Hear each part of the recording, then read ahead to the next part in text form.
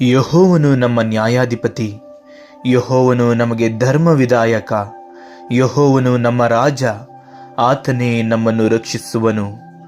ಯೆಶಾಯ 33ನೇ ಅಧ್ಯಾಯ 22ನೇ ವಾಕ್ಯ. ಒಬ್ಬ ಉತ್ತಮ ರಾಜನಿದ್ದ. ಆತ ತನ್ನ ಪ್ರಜೆಗಳ ಒಳಿತಿಗಾಗಿ ಯಾವಾಗಲೂ ಯೋಚಿಸುವವನಾಗಿದ್ದ. ಆದರೆ ಅವನ ಕೈ ಕೆಳಗಿದ್ದ ಮಂತ್ರಿಯು ಭಾರೀ ಕುತಂತ್ರಿಯಾಗಿದ್ದು ರಾಜ ಸಿಂಹಾಸನದ ಮೇಲೆ ಅತಿಯಾದ ಆಸೆಯುಳ್ಳವನಾಗಿದ್ದ.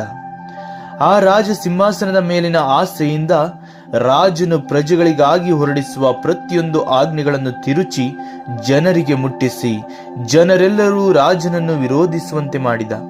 ಮತ್ತು ಜನರು ಆ ಆಜ್ಞೆಗಳನ್ನು ಎಷ್ಟು ವಿರೋಧಿಸಿದರೆಂದರೆ ಜನರೆಲ್ಲರೂ ಆ ರಾಜನನ್ನೇ ಧಿಕ್ಕರಿಸುವಷ್ಟರ ಮಟ್ಟಿಗೆ. ಒಂದು ದಿನ ಜನರೆಲ್ಲರೂ ಒಟ್ಟಾಗಿ ಕೈಗೆ ಸಿಗುವ ಆಯುಧಗಳನ್ನು ಹಿಡಿದು ರಾಜನನ್ನೇ ಸಾಯಿಸಲು ಅರಮನೆಗೆ ಮುತ್ತಿಗೆ ಹಾಕಿದರು.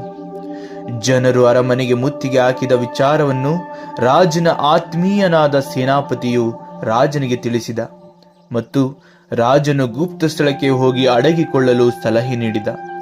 ಇದನ್ನು ತಿಳಿದ ರಾಜನು ಯಾರಿಗೂ ತಿಳಿಯದ ಸುರಂಗ ಮಾರ್ಗದಿಂದ ಹೊರಟು ಹೋದ. ರಾಜನು ಓಡಿ ಹೋದ ವಿಚಾರವನ್ನು ತಿಳಿದ ಕುತಂತ್ರಿ ಮಂತ್ರಿಯು ಜನರನ್ನು ತನ್ನ ಕಡೆ ಹೊಲಿಸಿಕೊಂಡು ತಾನೇ ರಾಜನಾಗಿ ಬಿಟ್ಟ.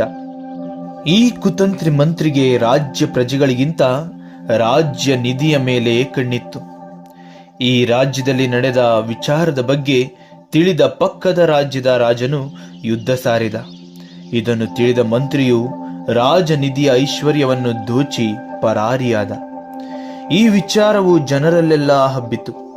ರಾಜ್ಯದ ಮುಖ್ಯಸ್ಥರೆಲ್ಲರೂ ಸಭೆ ಸೇರಿ ಮಂತ್ರಿಯ ಕುತಂತ್ರತನವನ್ನು ತಿಳಿದು ರಾಜ್ಯ ಸುಭಿಕ್ಷವಾಗಿಯೂ ಸುರಕ್ಷಿತವಾಗಿಯೂ ಇರಬೇಕಾದರೆ ಮುಂಚೆ ಇದ್ದ ರಾಜನೇ ಬರಬೇಕು ಎಂದು ನಿರ್ಧರಿಸಿ ಸೇನಾಪತಿಯ ಸಹಾಯದೊಂದಿಗೆ ರಾಜನನ್ನು ಸಂಧಿಸಿ, ನಮ್ಮ ರಾಜ್ಯವನ್ನು ಸರಿಯಾಗಿ ಆಳುವ ರಾಜರು ನೀವೇ.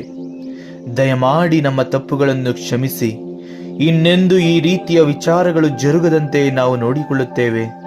ದಯಮಾಡಿ ಪಕ್ಕದ ರಾಜ್ಯದ ಅರಸನಿಂದ ನಮ್ಮ ರಾಜ್ಯವನ್ನು ರಕ್ಷಿಸಿ ಎಂದು ಕೇಳಿಕೊಂಡರು. ಮುಖ್ಯಸ್ಥರು ಅತಿಯಾಗಿ ವಿನಂತಿಸಿಕೊಂಡದ್ದರಿಂದ ರಾಜನು ಒಪ್ಪಿದನು ಮತ್ತು ಯುದ್ಧವನ್ನೂ ಮಾಡಿದನು. ಯುದ್ಧದ ನಂತರ ಗೆದ್ದು ರಾಜ್ಯವನ್ನು ರಾಜ್ಯದ ಪ್ರಜೆಗಳನ್ನು ನ್ಯಾಯ ನೀತಿಯಲ್ಲಿಯೂ ಸುಕ್ಷೇಮದಿಂದಲೂ ಪಾಲಿಸಿದನು.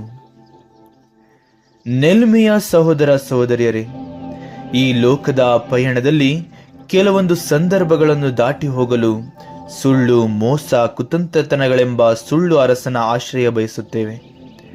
ಆದರೆ ಆ ಅರಸುತನವು ನೀರಿನ ಮೇಲಿನ ಗುಳ್ಳೆಯಂತೆ ಹೆಚ್ಚು ಸಮಯ ನಮ್ಮನ್ನು ರಕ್ಷಿಸಿ ಮುನ್ನಡೆಸಲು ಸಾಧ್ಯವಿಲ್ಲ. ಆದರೆ ನೀತಿ, ನ್ಯಾಯ, ಪ್ರಾಮಾಣಿಕತೆಯ ದಾರಿಯಲ್ಲಿ ನಡೆದು ಸತ್ಯವೂ ನಿತ್ಯವೂ ಅರಸನಾದ ನಿಜ ದೇವರ ಆಶ್ರಯ ಪಡೆದದ್ದೇ ಆದರೆ ಆ ದೇವರೇ ನಮ್ಮನ್ನು ನ್ಯಾಯ ನೀತಿಯೊಂದಿಗೆ ಜಯಶಾಲಿಗಳನ್ನಾಗಿ ಮಾಡಿ ಎಲ್ಲ ಕೇಡುಗಳಿಂದ ನಮ್ಮನ್ನು ರಕ್ಷಿಸಿ ಕಾಪಾಡುತ್ತಾರೆ. ಹಾಗಾಗಿ ಯಾವುದೇ ಕಠಿಣ ಸಂದರ್ಭ ಬಂದರೂ ನ್ಯಾಯ ನೀತಿಯನ್ನು ಮೆಚ್ಚುವ ನಿಜ ದೇವರು, ನಿಜ ರಾಜರೂ ಆದ ಸೇನಾಧೀಶ್ವರನಾದ ಕರ್ತರನ್ನೇ ಆಶ್ರಯಿಸಿಕೊಳ್ಳಿ. ಅವರೊಬ್ಬರೇ ಎಂತಹ ಸಮಯದಲ್ಲೂ ರಕ್ಷಿಸಿ ಕಾದು ಕಾಪಾಡಿ ಮುನ್ನಡೆಸುವವರು. ಜೈ ಯೇಸು ಕ್ರಿಸ್ತ.